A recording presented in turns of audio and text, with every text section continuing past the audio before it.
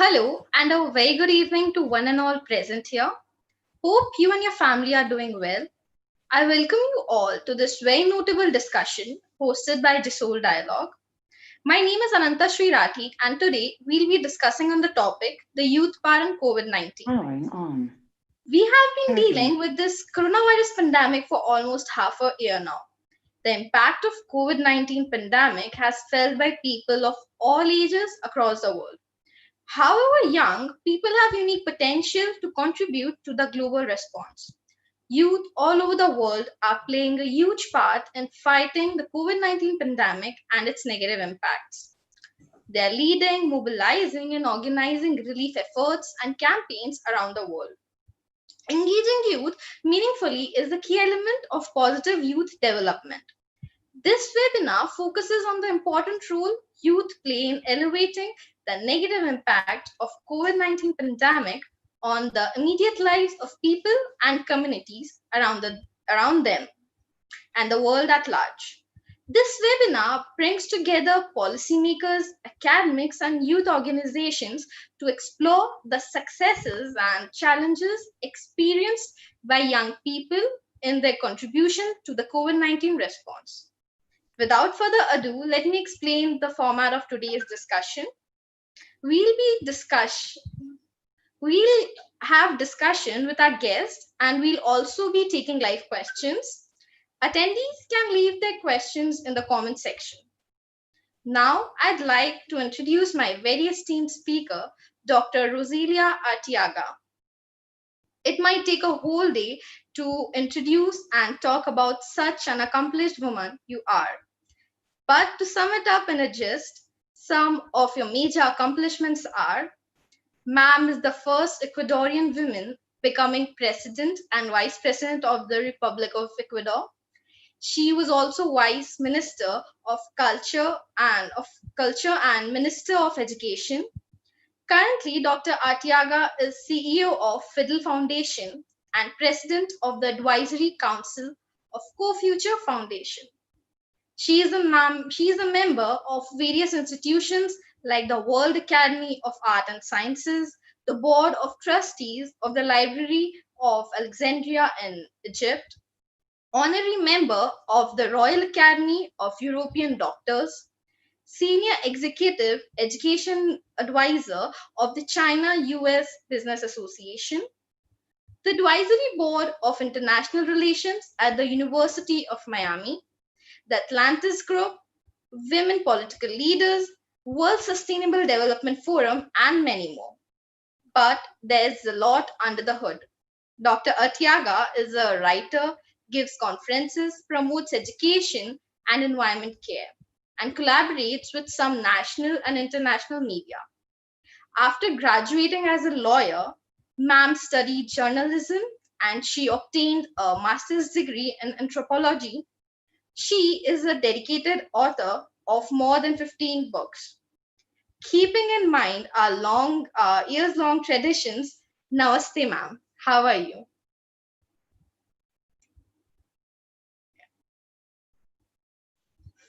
Ma'am, please unmute Yes. yourself.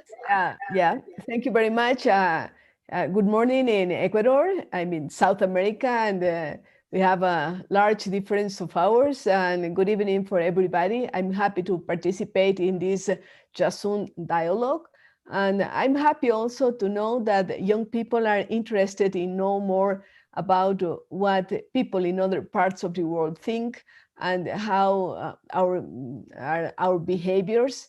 I want to thank Puran, the leader of this organization, and also Ananta, the vice president.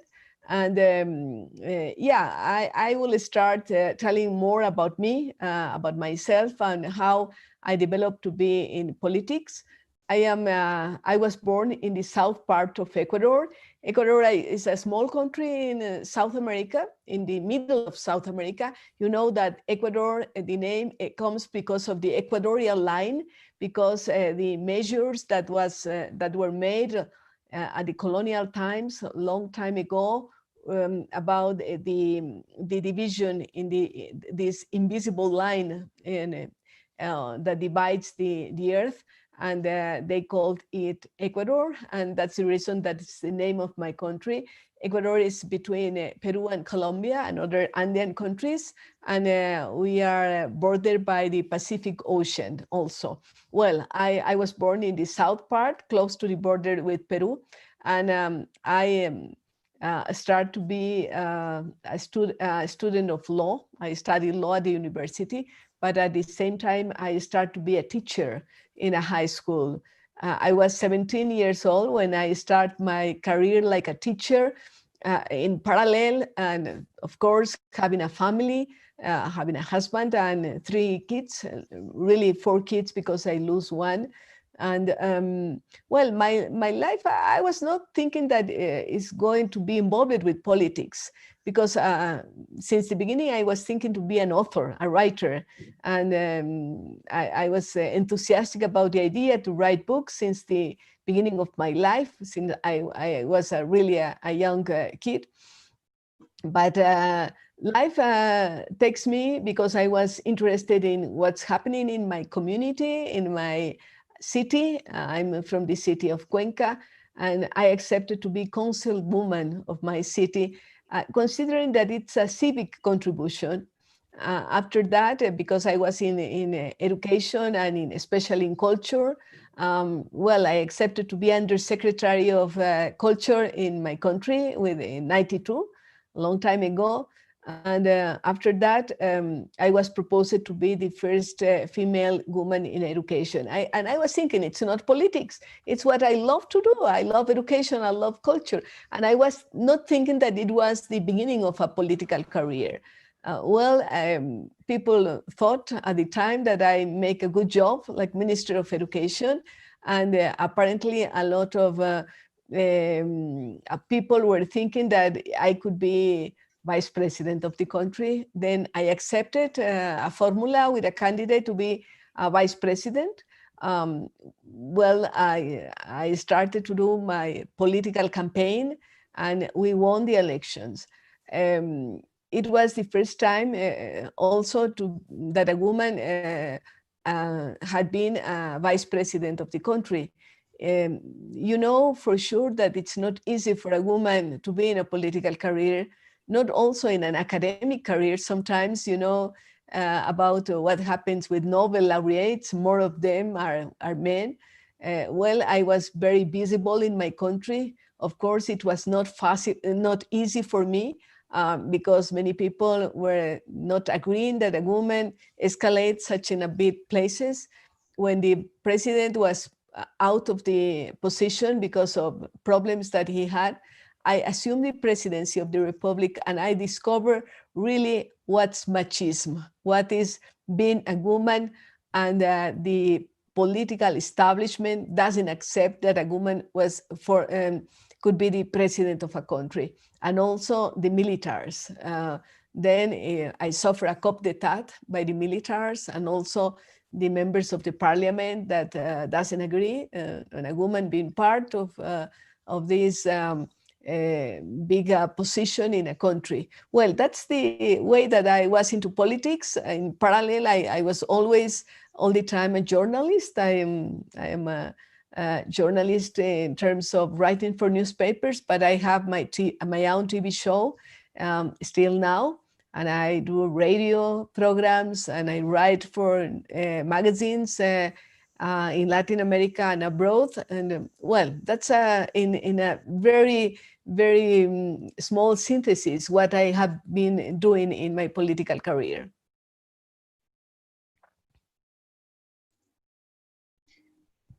That is very inspirational, ma'am. And am I audible? Yes, I can hear you. Yeah. That is very inspirational, ma'am. And also, being an adult, it feels great to have been able to connect with you. Thank you, ma'am. My So, pleasure. ma'am, should we start with the questions? Yes, please. Feel free to make the questions. Yeah. So, moving forward, ma'am, do you agree that youth is considered as an undervalued force of change? I'm absolutely sure about that. I have a lot of trust in young people. After being in politics, I decided to work more in the field of education, that is my own field. And one of the things that we create since 6 years ago is a school for leaders, because we trust in young people, but also we trust in prepare them for the challenges that we are having now and in the future, because we have a lot of challenges, some about climate change. Of course, it's a big challenge, about corruption, about how big is the hole between the people that has a lot of money and people that doesn't have a lot of money or any money. Also about how to fight corruption, big challenges. Then I am absolutely sure that young people can be like the seed to change the world, because young people had a lot of hope, have a lot of values, and also they are strong enough to face all these challenges that we are having now and in the future. One of the big challenges is coronavirus, for example, this pandemic that's going around the world. I know that in India, it's very heavy situation, and also in Latin America. It's probably the continent, South America and America in general, that had the biggest amount of cases of casualties, and also people that passed away because of coronavirus. And I'm sure that new generations, young people, can change a lot the parameters, the schemas, and how we can envision the future. I hope that your words reach to people at large, because it is indeed a consequential topic. It is consequential for everyone to change their perspectives in regard to this topic. So Of course, everybody of us has the obligation, the duty to put a part for changing. Because if we don't do that, we are going to have a non-sustainable world and the non-possibility of life in the world. And if we don't put our efforts, our best knowledge, I think it's a good mix to have people that had experiences, that had knowledge, and people that have the vision, the decision to change things. I think this is a good combination. And I'm happy to share, for example, some experiences that I had, because I not only had been president of my country, but in terms of environmental issues, I had for 3 years the opportunity to be the general secretary of the Amazon Cooperation Treaty Organization. And the headquarters are in Brazil, such a big country also. And I have to take care of all the Amazon basin, when there is the biggest biodiversity of the world, the biggest amount of water of the world, the condition, it's like the air condition for the planet, because of the possibility. When you see from the sky, probably you saw some pictures about when the astronauts go out of the sky, or the satellites send the pictures.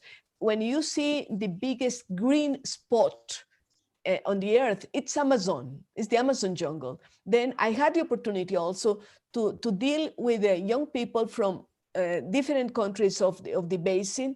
And the basin is like 7.5 million square kilometers. Is a big basin. Then I had the opportunity to talk and to create programs, for example, for instigate the young people to travel around the Amazon in a big boat. Some ideas that I can share with you, because there are some initiatives that could be replicated in other parts of the world. ma'am, that's like a roller coaster of experiences.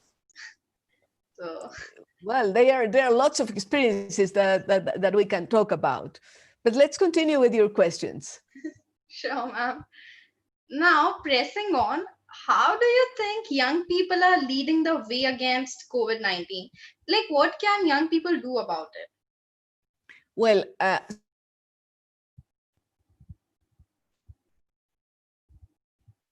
yeah, some young people are very responsible. I'm sure that people like you, that you are in Just Soon Dialogue, you are very conscious about what you can do and what you cannot do.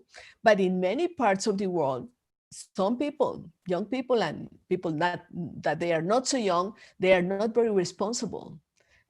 Because we are feeling that the coronavirus, the COVID-19, is attacking more elderly people or people that already has some diseases like diabetes, high pressure, or something like that.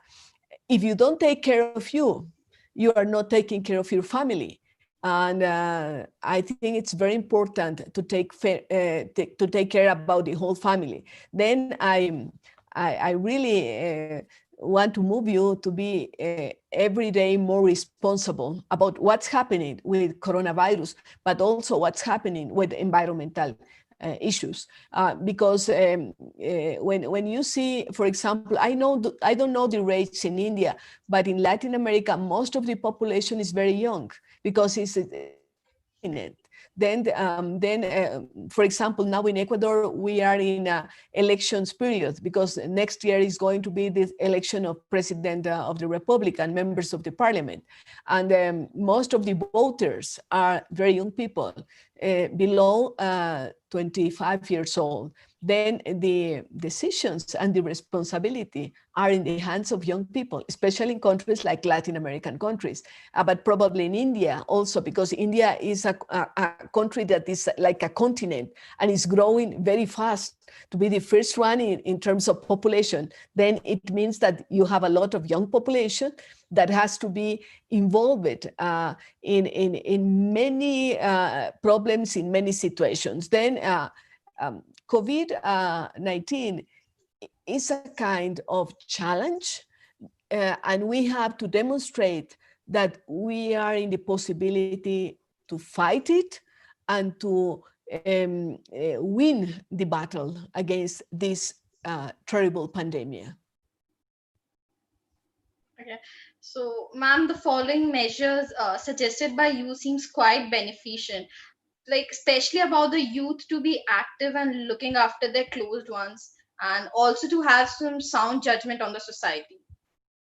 Yes, I'm sure about that. It's a big challenge, and we have to be very proactive and looking more than the things that are close to us or they are immediate to us. We have to look and to search about what's going to be in the future and how we can work to have a better future. Maybe my generation, we didn't do it very well, especially about environmental issues or governance also. We have this moment, a tense situation between groups of countries, for example. Then the idea is to make and to have more participation of young people, and in this field of young people, also the participation of women, because it's so important. In the past, we didn't have the participation, the active participation of a lot of women. Even now, there are a lot of situations that are not very good for equal rights in many parts of the world. Then we have to fight for equal rights and to be very open to the participation of young people to solve the troubles, to solve the problems, and to create a better world. Yes, ma'am, you do make a point because that is how the empowerment will start anyway. So, moving forward, ma'am, during this crisis, what role do you think the power of mindset plays when it comes to COVID, like when it comes to youth empowerment? Well, mindset is something that is in our inner personality. And of course, it is a strong power because you know, and we know that the power of the spirit is such a big power. And also, we can talk about the power of the words. We know that most of the revolutions in the world had been made by the power of the words. It started when we talk about French Revolution and we talk about Gandhi's revolution in India. It was with the power of the mind and the power of the words. Then we have to pay attention a lot to these powerful and strong possibilities to change the world, not only in COVID-19 circumstances, but in every moment. We know for sure that, for example, the pandemic is stronger with poor people, and also stronger in terms in non-developed countries. Then we have to fight very hard to put this extraordinary power of young people, of women, of people that are working on terms on or build a better world. And it has to do a lot with the power of the mind. So, ma'am, it's for sure that the youth needs to keep a positive mindset to, go through what they go through on a daily basis, irrespective of the pandemic. Can you repeat the last part? Ma'am, I said that, it's for sure that the youth needs to keep a positive mindset to go through what they go through on a daily basis, irrespective of the pandemic. Yes, of course. We have to be positive, not only the young people, the old people also, because now it's easy to get depressed when people has to be in isolation, for example, and people being in a bad economic situation, it can provoke also mental diseases. I think the power of the mind could be for good and for bad. Think about it, for good and for bad. Then we have to make it stronger, the good behaviors, the good mental position to face all these challenges that we have. It is so important. And of course, I know that in India, you had a lot of spiritual help, because I had been in India many times. I know that you are in Jaipur and other people are in Delhi, probably other in Bangalore. I had the possibility to travel some time, and also to be part of meditation in ashrams in close to Bangalore. Then I feel that the spirituality of India can be a very strong power to change the world, and you cannot put it away. It's so important, so important. The spiritual, the mind situation of how you confront, how you face the problems. Now the coronavirus is the biggest problem, but don't stop to pay attention to other challenges like climate change, that how to fight corruption, that how to have more equal situations for people in different parts of the world. Those are big challenges, and we need to be strong for that. Ma'am, I totally agree with your point of view, because somehow spirituality is totally related to, self-awareness. And talking about mindsets, one has to be positive to, lead a positive life ahead. So, forging ahead, how can we develop youth adult partnerships in this pandemic situation? And what, according to you, is the importance of these kind of partnerships in today's world? Well, we have to be very creative, of course. And I'm sure that you probably have more better ideas than me about how we can strong the partnerships. I am very open. I was talking with other groups also in different parts of the world, in Azerbaijan or in India or in China or United States or several countries in Latin America or even in Africa. I had some dialogues, and I'm absolutely sure the partnerships are very important. And then we have to be more open minds to these partnerships. I'm afraid that sometimes the nationalism and the ideas that only my group, only our group, only our ethnia, we have the solutions. No, it's not true. We have to find the solutions between everybody, and we have to be very open. And I'm very positive about the possibility to create more networks, more alliances between different groups on the world. And I think that's what you are doing. when Puran asked to me to be part of this initiative, I said, okay, I'm in the other side of the world. How I can help you? And he says, okay, talk to us. And I'm here talking to you and making my points and maybe making some suggestions, but also really and very ready to open to the possibility to hear also your points. So, ma'am, I feel obliged to, have been connected with you and moderating the session, because talking to you makes me feel great. Like, the mindset that you possess is mind blowing, ma'am. I am happy, Ananda, to make this link and this connection. Okay. Moving along, what are your views on the disruption caused by the COVID on the education and okay, I beg your pardon, I'll repeat. Moving along, what are your views on the disruption caused by COVID on on the education and social participation of the youth? Ma'am, please unmute yourself. I'm sorry. Well, I want to say, Ananda, because I hear your point, that I'm not very positive about what's happening on education. When I saw the provisions of UNESCO, for example, about what's happening in education, they feel that we are going to be back 10 years. It's like a generation, be back on quality of education and about the amount of people that is inside schools, for example. The situations in countries like in Ecuador and in many countries of the world is that we have three problems.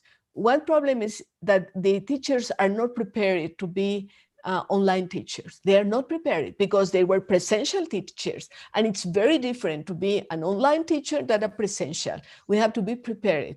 In our foundations, in our NGO, because we have the School for Leaders, we decided to go back to university, the teachers, myself, and have the possibility to study to be online teachers. And we get our diploma, and now we are prepared about the use of platforms, but not only about that, and how to prepare the materials, how to prepare the papers that we want to share with the others. Well, that's one problem, the preparations of teachers. Second problem is connectivity, not in every place. I don't know India, but I'm sure that in rural areas, in places, people doesn't have all the connectivity. In Latin America, it is a big problem. Not we don't have all the connectivity that we want, especially in rural areas or in disadvantaged places in big cities. And the other issue is computers, cell phones. Not all the people have a tool.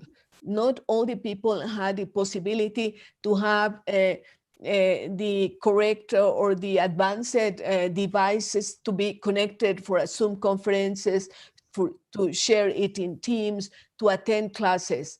And it is really a drama. Then we have to look very careful what we can do. And if we can use other tools, for example, television and radio education. In many countries, governments, and especially ministers of education, are thinking how to reuse this old technology, but that doesn't disappear. If you go to a rural area, very far from the cities, you probably can hear a radio, or you can see a TV station. Then we need to use all these tools for education and to prepare the teachers.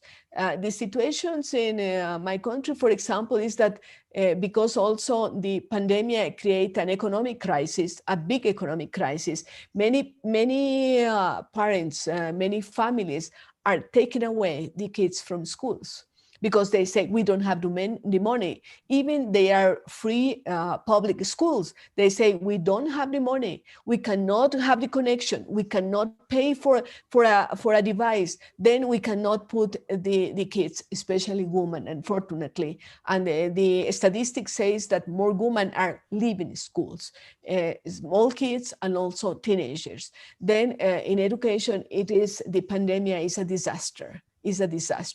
And we have to find ways to face this big problem, that is how to deal with education issues during the pandemic and after the pandemic, because the economic situations, the health situations are affecting a lot the education. From the perspective of a teen, I totally agree with your viewpoint, ma'am. Because the disruption that has caused, like that COVID has caused, especially in the life of a youngster, is muddling. But it's getting harder for teachers as well. Yes, it is true, and it is hard for teachers. And also the other thing that I didn't mention, but is real, is that young moms that are working out of the houses now with the small kids staying at home because they have to connect to the school, how the small kids can connect without the presence of the mom, of the father. And a lot of women are staying out of labor field, stopping to work out. And this is going back in terms of the productivity of a woman and the insertion of the woman in the society. It's another trouble that in the terms of coronavirus consequences we are facing. Okay. Ma'am, I totally agree, because somehow the parents are getting burdened because of because of this system actually. So, moving onward, we are aware of the fact that globally, a condition of deteriorated mental health has always been a serious killer. But somehow it has gotten worse in this pandemic situation. So, how can we help youth in regard to the situation? Well, especially because of the isolation and also because of the economic situation, the mental health is being affected. For example, here in my NGO, we create a program that is called Maps of Life. And we bring the possibility every week to especially the teachers and young people, to hear specialists like coaches or psychologists or teachers that are talking about the emotional effect of the pandemic and how we can help other people with some tools, with some presentations, with some speech about mental situation. Some people, and I heard from some specialists that says that we have now the wave of health problems because of coronavirus. We have also the wave of economic situation, the wave of education, and the third or fourth wave is the mental illness. Then we have to pay attention a lot, because it's not healthy, for example, that the kids are not going out. They're staying at home because of people and parents are afraid about what's happening. Also, elderly people, how they can face it. I think that we have to make efforts to call all the elderly people that are alone, and also to bring some other opportunities to young people and kids to do different kind of things that can help them to maintain healthy in terms of mental situations. Thank you, ma'am. Though the question that I asked was a little off topic, but the answer was desperately needed. Thank you. Thank you, Tom. Going forward, during this crisis, many people have lost their jobs, resulting in anxiety and depression. How do you think they can pass through this situation? Well, it is a big problem in all the world, because you see what's happening in the United States, what's happening in China, what's happening in Latin America, what's happening in India. A lot of people are losing jobs. and many young people are losing jobs. And this is one of the economic situations that I talk about, how we can face it.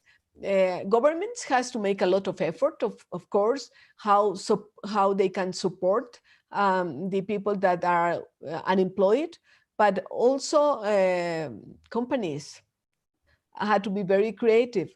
And we have to create also the mentality of entrepreneurs, because we can create new jobs. And people were talking about circular economy, about collaborative economy, about green jobs. Maybe in Jason, you can explore a lot about green jobs, about this circular economy, about this collaborative economy, the blue economy. Well, there are a lot of possibilities to create jobs. And also in terms of how we can deal with this era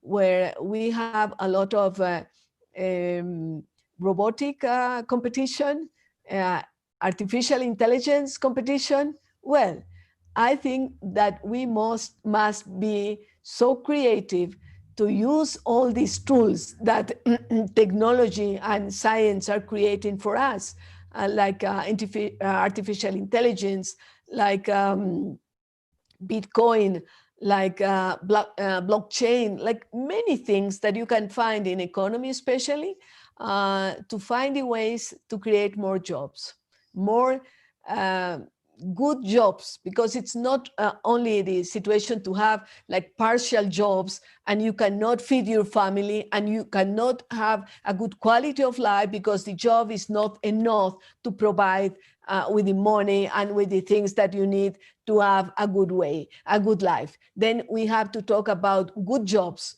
that can be created with the creativity and also with the work of the governments, not only the national governments, but I think the role of local governments is very important, because local governments can create more jobs much easily than at the national level. Like in the same case about when we were talking about education, how we can have all the connectivity in the countries.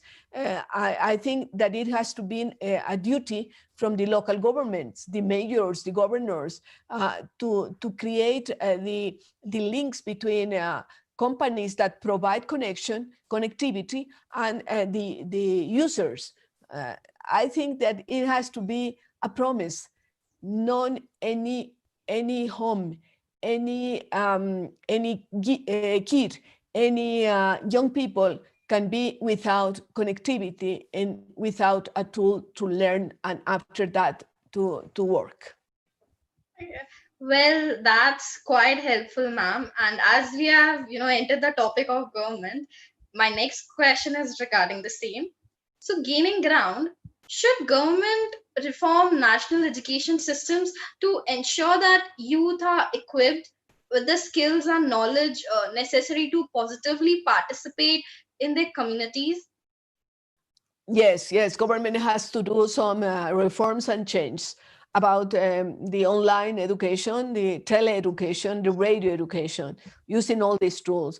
But also, I think the reforms has to be about the contents of the curricula, about what the students need to learn. And I had to talk to you about the importance of values on education. The values that are common values, that respect for others, to be honest, to do things in a proper way. They are good values that has to be at the bottom of all good education. Then governments has a lot to do about curricula, about training teachers, about using the tools of the science and innovation. That's a lot of challenge for authorities in the field of education. Okay. It would really be supportive if the government actually follows a policy like this one, ma'am. So, on the move, ma'am, do you agree that investing in youth and collaborating with them pays back? Agree about what? To collaborate? Ma'am, do you agree that investing in youth and collaborating with them pays back? Yes, of course. Yes, I think we need collaboration from all over the world, and we have to collaborate between with the others, and we have to create the networks, and we have now the possibility to talk by Zoom or by Moodle or by Teams or Google Meets. We have a lot of tools that we didn't have in the past. This conversation and in the past had been impossible to do, but now we have the tools, and we have to use the tools for good, because you know that tools can be used for good or for bad. Like if you have a knife can be used to kill another person, but can be used for a surgeon to open and to fix what's bad inside you, or could be used a knife for in a kitchen to prepare the meals. Then it can be used for good or for bad. Also, these tools that what we are doing now can be used for good and for bad. Then the proposal is to use all these tools, the scientific tools, the technological tools, for good. Ma'am, after knowing your standpoint, it is pretty clear that it's worth investing in the youth. So, ma'am, like, What? yeah. Now, continuing, how can we engage young people using social media in this time of crisis? Well, making them feel that it's so important, that social media is a tool. It's a tool for knowing other people, of course, for learning, for saying what we feel, but it's also a tool of governance. And then it's very important that we think about the importance of this social media. The other thing that we have to be very aware is that we cannot trust everything that is in social media. Please don't trust everything. We have to research a little bit, because sometimes we made big mistakes only because we trust everything that goes through WhatsApp, to goes through Facebook, through Instagrams, and sometimes they can be lies that someone interested can put on it to convince the others. Then we have to be careful using social media, and of course use them for a good, for us, good for family, good for the friends, good for the society, good for the planet. Yeah. So, as we know, social media is one of the platforms that can do wonders in increasing the reach of any possible thing. So, the suggested measures will really help, will really have productive outcome. Thank you, Yeah, ma'am. social media is like a big echo that we have, and you can in the past, for being in contact with others, for example, you need to have like being a journalist, you have to work for a media company, for a radio station, for a TV, for a journal. But now you can create your own YouTube channel. You can make a conference. You can have your blog. Then it's in your hands, a very powerful tool. Then you have to use it in a good way. Okay. So, ma'am, I like totally agree. And the thing is, the action you suggested is again quite considerate and thoughtful. Thank you, ma'am. So, ma'am, now we have got a lot of questions from our viewers. So, should we start with them? Yes, please, because I think I don't have a long time, because Yeah, ma'am. we agreed around an hour, but Mhm. maybe you can tell me some questions and I can answer a group of Sure, ma'am. questions. So, this question is somehow to know you and Ecuador better. One of your viewers would like you to share something great about Ecuador that we don't know. I think he mean Indians in particular and the world in general. Well, Ecuador is in the middle of the world. It is divided in some regions. We have coast, we have the Andean mountains that are very high, we have Amazon jungle, and we have also Galapagos Island. Maybe some of you hear about this Galapagos Island that are very important because for science and because it's like a natural laboratory for diversity, and where Darwin developed the theory of the evolution of the species. Probably you didn't know that Galapagos is part of Ecuador. The other things are that we are big producers of bananas, beautiful roses. We are the biggest producer of tuna fish. We are the place where the chocolate was discovered for the first time. Chocolate, you like chocolate? Where we produce the best chocolate of the world, the best chocolate of the world. We are not the biggest producers. The biggest producers are Cote d'Ivoire, or Ghana. We are, I think, the sixth one, but we are the biggest producers of the best quality of chocolate of the world. We are producers of gold, and our economy depends a lot on oil prices. When oil prices go down, the economy goes down. That's unfortunately, and we didn't develop in the proper way the agriculture and the other possibilities like industrial areas that we can do.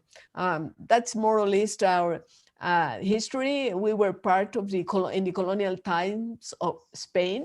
Then we speak Spanish. But we have also traditional languages, like the language of the Inca Empire. Quechua is the name of the language. Then I can talk forever about my country.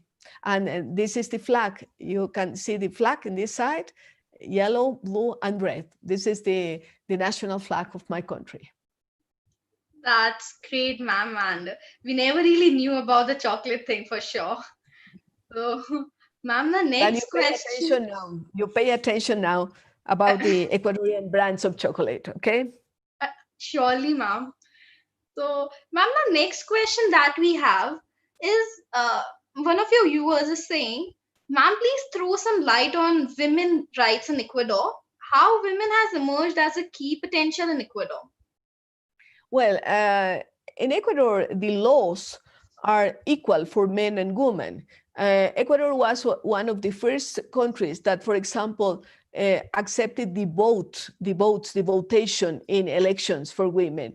It was the first one in Latin America. And we have good laws, but unfortunately, the laws are not always followed by people. Then it makes a difference. But in terms of participation of women, we have, for example, a law that in political elections, it has to be half-half, 50% men, 50% women. Then it is better than in other parts of the world. Oh, yeah. So, ma'am, as we know, we are having a crunch of time. So we are moving forward to our next question. That is, what, according to you, after this pandemic comes to the end, should be the first step we as a global community take so that we are better prepared for the next pandemic?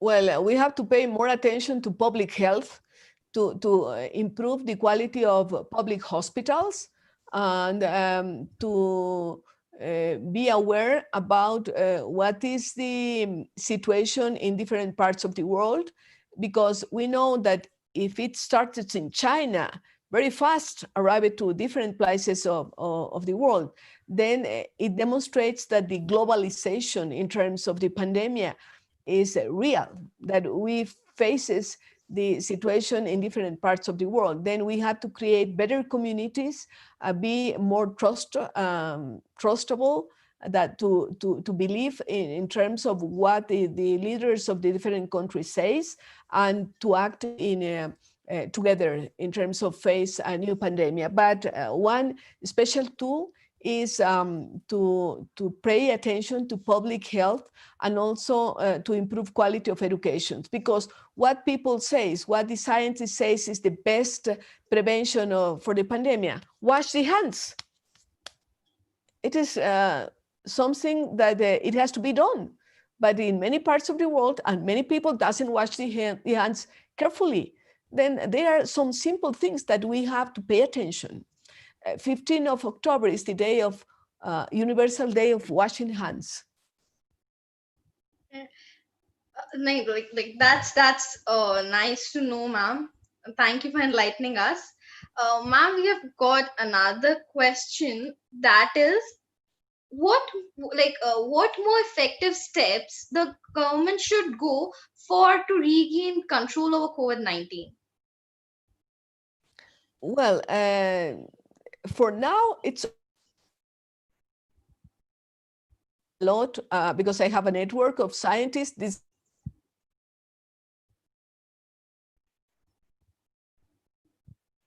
how to communicate science, journalists.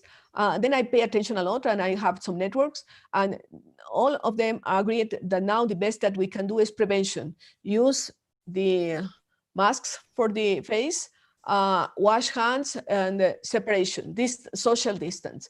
I hope that close in the future, maybe in India or United States or China, maybe in some country, we will have a vaccine. And the vaccine has to be for free, not paying attention to profits in this time, because big companies and also governments has to do it for free for people. I think that could be fair.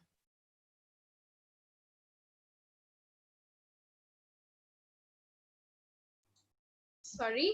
So I'd like to apologize to my viewers, as we are short of, we're having a short of time, so we'll not be able to take all the questions. Ma'am, this question is from my side. So, is there any inspiring note that you'd like to give to our young people? Yeah, well, first, because I know that it's my last intervention, I want to thank again because of the interest that you have had about my speech. Thanks for the invitation. I trust a lot on young people. I trust on you. Then I ask you to be prepared, to have the most of the acknowledge about different things. Read a lot, not only think about social networks, but read. I was thinking, I am not sure if, Ananda, if you are from Kolkata or from Jaipur. Kolkata, maybe, no? Yes, ma'am, I'm from Kolkata. Yes, I visited Kolkata once, and I wanted to visit two places. The places that where Mother Teresa was, and the other is a place of the big poet of India, Rabindranath Tagore. And I feel that he's not only a poet, but he's a philosopher. Read more at Tagore, read more what Gandhi says, think about how peaceful could be our world. We have to work for world peace. We have to provide to the people with the tools to work, to have a good quality of life. Then you can make the difference. And I'm absolutely sure that you, young people from India, all over the places that people is hearing us, can do our part. And our part has to be done in a honest way, thinking more about the others than in oneself. Thank you very much. Yeah. Ma'am, this inspiring note was really, really encouraging. It is great that we have leaders like you who support this section of the society. Thank you, ma'am. Thank you So, very much. And I have to say goodbye to everybody, and thank you to Just On Dialogue for this opportunity. Thank you so Thanks. much, ma'am.